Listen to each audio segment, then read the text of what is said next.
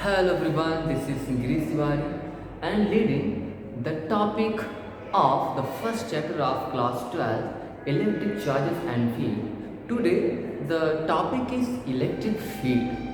आज हम electric field के बारे में चर्चा करेंगे। ये इलेक्ट्रिक फील्ड होता क्या है। हमने इसके पहले देखा कि जब एक चार्ज किसी स्पेस में होता है तो वो अपने चारों तरफ एक इमेजिनरी एक फील्ड लाइन्स ऑफ फोर्सेस जो है वो इमेनेट कर रहा था। ये वही फील्ड लाइन ऑफ फोर्सेस हैं जिसको हम अभी इलेक्ट्रिक फील्ड के नाम से जानेंगे। तो टॉपिक हमारा है electric field.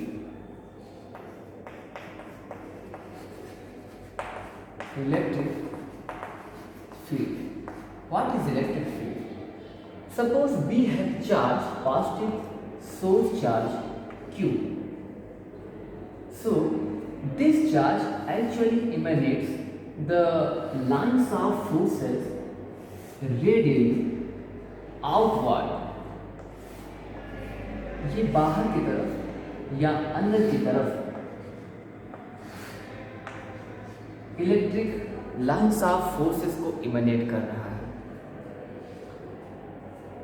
It's the ranges of these field lines is just from this point up to infinity, but at the infinity the existence of these field lines is negligible.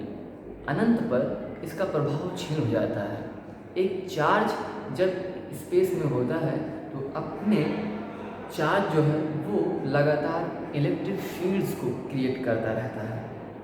अगर ये positive charge है तो all the electric field lines outward divergently radially in outward direction, in such a direction. Clear? Now find out what is the electric field intensity, as we have been actually familiarized about the Coulomb's law between the two charges. Now if B had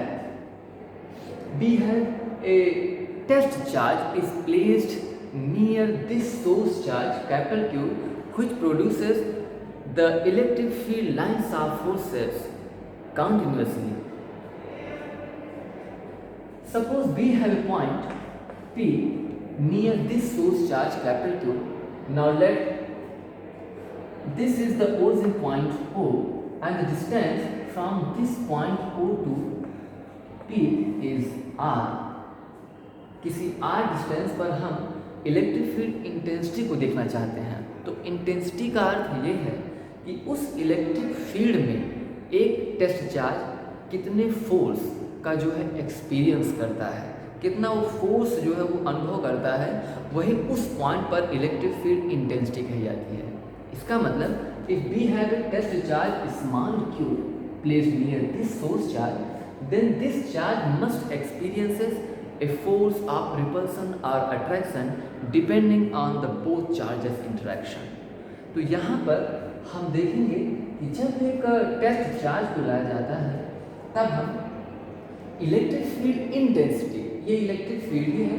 अब intensity को अगर हम जोड़ना चाहें तो intensity का अर्थ ये है कि हर एक पॉइंट पर कितना फोर्स को महसूस कर रहा है।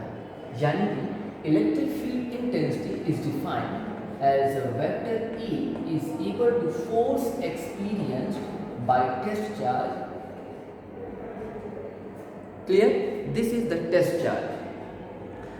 अब शर्त ये आता है कि अगर ये इसके पास है तो इसका मतलब ये एक्शन रिएक्शन तो लगाएंगे क्योंकि न्यूटन कूलम्स लॉ लग रहा है। लेकिन हमें मैक्सिमम और एक बेहतर अगर हमें रिजल्ट इलेक्ट्रिक फील्ड इंटेंसिटी का लेना होता है, then we choose the value of Q is so small that it does not disturb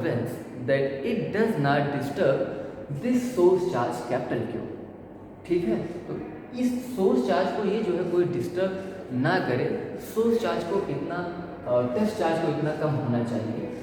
so in mathematical term we can write that limit Q tends to 0 F by Q. What will be the value of vector F?